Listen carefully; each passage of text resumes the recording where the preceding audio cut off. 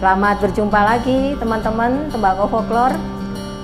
Saat ini saya jalan-jalan di kota Bondowoso dan kita berkenalan dengan sosok muda orangnya tetapi pengalamannya luar biasa. Jadi kita akan bincang-bincang cerita-cerita bagaimana sih masa lalu dan bagaimana cara pandangnya yang kemudian. Selamat jumpa, Mas Nanang. Ya. Mas Anang. Anang. Anang siapa? Anang Suprayogi. Anang Suprayogi. Iya. Iya, ini mungkin beberapa teman ada yang sudah kenal, tapi juga beberapa teman yang belum kenal. Tapi sepertinya kalau kenal aja itu banyak, tetapi sampai tahu bahwa orang ini begitu ya, gitu. Ternyata saya sendiri juga barusan agak ngobrol banyak itu juga lumayan gitu ya, tentang tembakau, tentang cerutu gitu. Nah, jadi penasaran ini, dan penasaran saya akan kita kuak agar supaya teman-teman juga tidak penasaran. Siap. Itu Mas Anang Suprayogi lahir di Bondowoso. Bondowoso itu utaranya Jember. Iya. Jadi sebetulnya Bondowoso itu banyak mengeluarkan sosok-sosok yang cukup di nasional, tokoh-tokoh itu cukup banyak. Iya. Cukup banyak. Benar. Mungkin karena kotanya yang masih adem ayem gitu ya. Bondowoso mana? Di Tamanan. Iya. Tamanan. Berarti cukup mengenal tembakau. Cukup mengenal tembakau. Dari manakah? Dari sejak kecil. Jadi 3 generasi sebelum saya emang udah orang tembakau semua, Bu. Iya, nah, 3 generasi itu berarti kakek sama kakeknya bapak. Buyut. Iya, Oke. Jadi buyut sama kakek tuh emang orang Naus, Bu. Orang tembakau Naus, ya. Berarti tinggalnya di Bondowoso. Bondowoso Iya. semua. Dulu kan Naus berawal dari Sukowono. Nah, rumah saya ini perbatasan sama Sukowono, Bu. Masih satu wilayah. Gitu. Jadi kakek sama buyut tuh orang Naus. Terus bapak orang ini Kasturi. Maksudnya disebut dengan orang itu adalah penanam. Bukan cuma penanam, Bu, tapi emang jual beli tembakau. Ya. Oke. Dan kebun. Pedagang. Iya. Itu mulai dari kakek buyut. Buyut dari tahun berapa sih? Sekitar tahun berapa ya, Bu? Ya pokok dari awal H382 itu keluar, buyut tuh emang udah ikutan. Gitu. Oke. Itu yang pernah bertemu itu apa? Kakek? Sama kakek. Buyut kan enggak ketemu ya. Enggak ketemu. Jadi cerita-ceritanya. Iya. Berarti sampai dengan bapak itu Naos. Apa sih yang dilihat dari maksudnya keterlibatan apa pada saat orang tua menanam dan berdagang? Apa hasilnya? Jadi saya lahir di luar kamar udah numpuk tembakau, Bu. Gitu. Jadi emang dari kecil, termasuk anak saya juga kebetulan sama. Jadi keluar kamar tembakau semua di ruang tamu gitu. Emang dari kecil gitu. Terus keterlibatan bareng orang tua itu dari SD. Dari SD saya tuh kalau secara bisnis orang tua kan emang orang tembakau semua. Jadi saya ikutan jualan bibitnya, Bu. Jadi dari kecil saya jualan bibit tuh dari SD. Dari SD sampai SMA. Jualan SD? Bibit jual tembakau. Kemana? Kan SD masih jualan di sekitar rumah. SMP saya udah kirim-kirim bibit ke situ Bondo, ke Jember gitu-gitu. Ikut Bapak? Enggak. Sendiri. Bapak yang di sawah, saya nganter kalau ada pesanan gitu. Iya. Tapi sejak SD emang udah ikut di lahan, di sawah. Jadi emang lumayan, bukan lumayan sih, emang dari kecil yang tembakau. Sudah Iya. dari tembakau. Gitu. Vakum itu pas kuliah cuman Bu. Kuliah vakumnya 2 tahun doang sih. 2 tahun. Awal-awal semester. Oke. Kuliahnya di mana? Di Poltek Jember. Poltek ambil jurusan Di Perbenihan Bu. perbenihan. Iya. Itu cocok sekali ya. Iya. Mulai Jadi, SD jualan benih, Iya. kemudian di situ Di perbenihan. bagian pembenihan. Jadi di perbenihan juga saya tuh mempelajarin banyak hal sih Bu. Salah satunya tentang pemuliaan tanaman. Jadi gimana caranya kita bisa ngasilin tembakau varietas baru. Itu saya bisa lakuin Bu. Soalnya background pendidikan saya di situ emang. Selama 4 tahun, hampir 5 tahun kuliah, yang di otak-atik cuman gimana caranya nyiptain varietas baru gitu. Apalagi di tembakau udah ini emang kerjaan tiap hari. Tiap tahun emang penelitiannya di tembakau. Oke. Di pas kuliah. Berarti perjalanannya itu sudah investasinya itu luar biasa ya. Iya. Jadi mulai dari sudah apa itu buyutnya, Iya. kemudian kakeknya, bapaknya, dan dari lahir sampai kemudian kuliahnya itu bersambung Iya. semuanya. Iya. Oh, ya, luar biasa. Jadi berarti satu saudara berapa? 2. Dua? Sama adik. Oh, sama adik. Yang menurun dari bapak sebagai orang tembakau itu sampean? Saya, iya. Oh ya, ya memang harus ya. Iya, adik Nah, di seni. Eksistensi tembakau perlu untuk Iya, dijaga dan iya. alhamdulillah juga bisa diwariskan Iya. ke bapak, Iya. dari bapak ke Mas Anang. Gitu. Ya, saya juga gini sih Bu. Kan 3 generasi saya nih cuman jualan daun lah. Bisnisnya di daun aja. Jadi saya punya pikiran saya harus nambah value dari daunnya Bu. Jadi gimana caranya jadiin produk, jadiin cerutu. Gitu. Gitu. Jadi 3 generasi saya kan pahamnya cuma jualan daun. Tanam, jual beli, jual daun gitu-gitu. Mereka nggak paham gimana caranya daun ini bisa punya value yang lebih. Sedangkan saya background pendidikan juga emang ke situ gitu. Terus Kalau bapak pendidikannya apa? Bapak SMP. SMP. SMA nggak tamat. Oh, berarti apa ilmunya itu didapat dari kakek ya? Dari kakek. Dari kakek. Tembakonya apa aja sih kalau yang selama ini bapak tanam dan dagang? Kalau fokusnya Bapak tuh fokus di ini Bu, di apa? Kasturi, tembakau rokok. Oh, kasturi. Iya. Kasturi. Tapi kalau di dagangnya macam-macam sih Bu. Ada naus juga. Terus kayak broadleaf dulu pernah ikut kemitraan sama salah satu perusahaan besar. Tanam broadleaf juga pernah. Gitu. Dari situ sih. Jadi saya juga secara gak langsung dapat ilmu di lahan tuh macam-macam. Dari perusahaan-perusahaan besar juga udah dikasih di sub-sub ilmu yang baru-baru, termasuk varietas-varietas baru gitu. Oh, oke. Saya berpikir bahwa banyak orang ya yang mengatakan bahwa bisnis tembakau itu die gitu kan. Iya.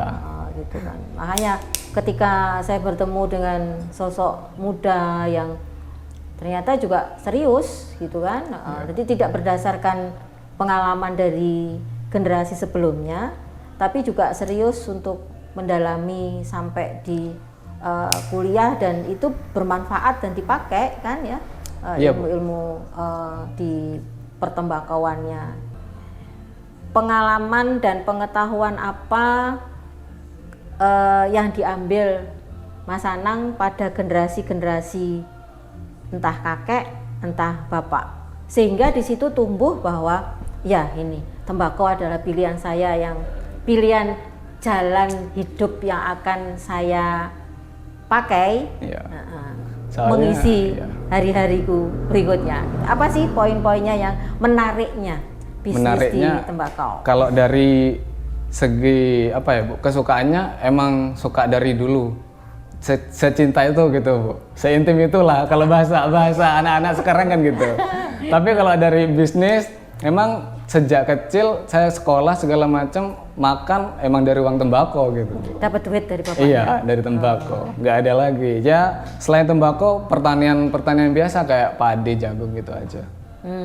Gitu. Emang keluarga saya juga nggak ada yang PNS. Semua emang pedagang sih, Bu. Makanya saya juga pengen eksplornya tuh ya jangan ikut orang gitu. Tapi bangun sendiri, ciptain bisnis sendiri gitu. Karena dari awal emang udah di tembakau, ya gimana caranya nambah value ke tembakonya gitu.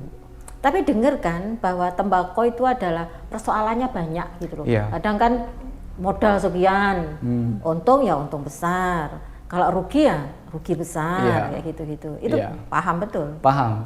Betul. Nah, karena saya paham ke situ, makanya saya nggak pengen terjun langsung di daunnya, Bu. Jual bisnis di daunnya nggak pengen. Soalnya gambling, emang, Bu. Kalau di daun.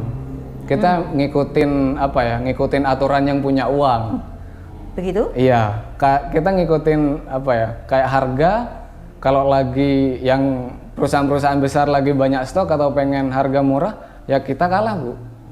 Gitu. Tapi kalau udah jadi cerutu, kita tentuin sendiri harganya. Ya, dari situ kita keuntungan dan kerugian bisa diminimalisir lah gitu, Bu. Makanya ke situ arahnya. Nambah value ke suatu produk, terus kita tentuin sendiri nih keuntungan kita berapa. Tapi kan bisnis menurut Mas Anang, bisnis daun tembakau itu kan masih berpeluang untuk menciptakan keuntungan. Iya. Dan Bapak terus kan? Terus sampai hari ini. Tanam dan berdagang. Berdagang, iya. Nah, itu yang pingin kita ketahui gitu. Jadi hal menariknya itu tadi berarti tantangan untuk menjadi bisnis daun tembakau itu bagaimana sih gitu? Peluangnya sebenarnya kalau di daun tembakau itu kayak Bu ya? Kita nggak bisa langsung terjun, Bu. Emang harus ikut orang dulu lah. Kalau pengen jualan tembakau, kita ikut orang dulu yang biasa jualan tembakau. Bahkan kalau kita pengen jual produk tembakau kita ke perusahaan besar, perusahaan X yang besar lah gitu, Bu. Kita kan nggak bisa langsung masuk, nih saya mau jual, nggak bisa kan. Jadi ada perusahaan tuh yang memang nerapkan, saya mau beli ke orang ini aja gitu, Bu. Jadi mereka juga udah nunjuk siapa supplier mereka gitu. Jadi kalau kita nggak belajar, nggak ikut orang dulu, kita nggak bisa mau main di situ. Apalagi di tembakau nih, orang tua saya tuh. Bapaknya pernah rugi gak? Wah, pernah sering, Bu. Pernah sering. Tahun berapa ya? 2017. Itu sempat gak kejual, ada 100 ton di rumah, Bu.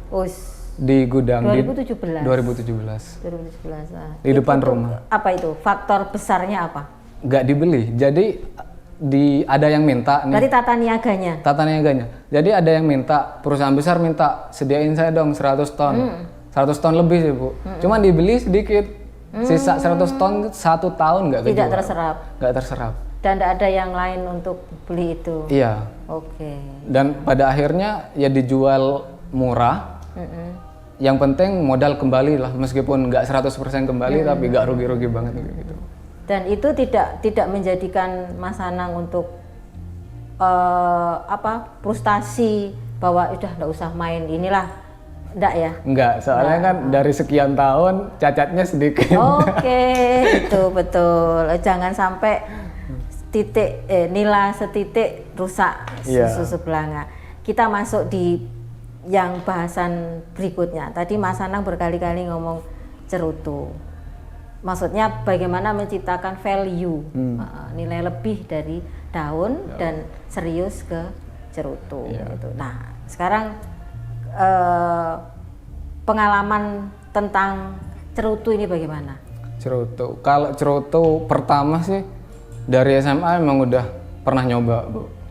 Dari SMA kelas 1. SMA kelas 1? SMA kelas 1, saya kan banyak Berarti ngumpul. saya potong. Bapaknya tidak pernah ngutik-ngutik cerutu.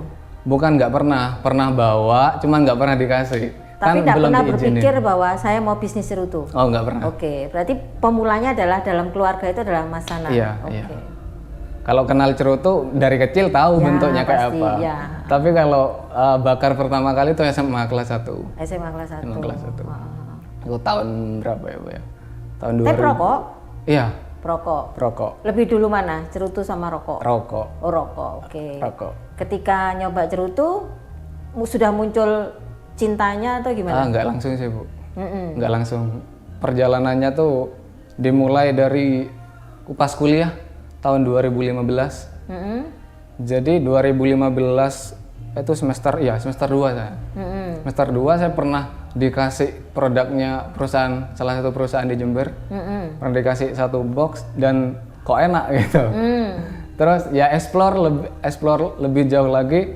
Terus cari juga varietas-varietas yang cocok untuk cerutu. Soalnya kan tembakau cerutu sama rokok tuh berbeda jauh, Bu. Betul. Iya. Nah, ini juga saya yang pengen luruskan ke teman-teman di luaran. Tembakau rokok dan cerutu itu beda. Jadi apa ya? Ada banyak blend yang udah merek-merek yang berkeliaran di pasaran tuh nyampurin pakai tembakau rokok sih. Bagi saya nggak masalah selama persentasenya sedikit, di bawah 30% masih oke lah. Tapi kalau udah ada yang apa ya 100% di atas 50% tembakau rokok itu udah nggak bisa dibilang cerutu lagi kan gitu kan, Bu. Karena beda banget. Beda. Oke. Dan kita emang juga harus tetap Sebagai orang awam, Ya. sebagai orang awam untuk mengetahui bahwa kalau kita sih melihat orang awam ya, Ya. melihat seperti ini penampakannya kan kita tidak bisa membedakan ini bako. Kalau wrapper agak susah ya. Ya. Kalau wrapper itu harus yang daun bahan cerutu. Iya, iya. Kalau yang di dalam-dalamnya kan kita susah untuk melihat dan mengetahui. Jadi gini, kalau yang paling mudah itu pas kita hisap aja sih, Bu. Jadi asapnya tembakau rokok sama cerutu tuh beda jauh, bertolak belakang. Kalau tembakau rokok itu pas di mulut, kita asap masukin full di mulut, tuh kerasanya nendang gitu, Bu. Kalau tembakau cerutu. Cerutu. Bahasa mudanya tuh apa ya? Bahasa kerennya tuh bodinya kuat. Oke. Full body Ya, gitu. ya. Tapi kalau tembakau rokok itu meskipun penuh di mulut, asapnya penuh tapi nggak kerasa.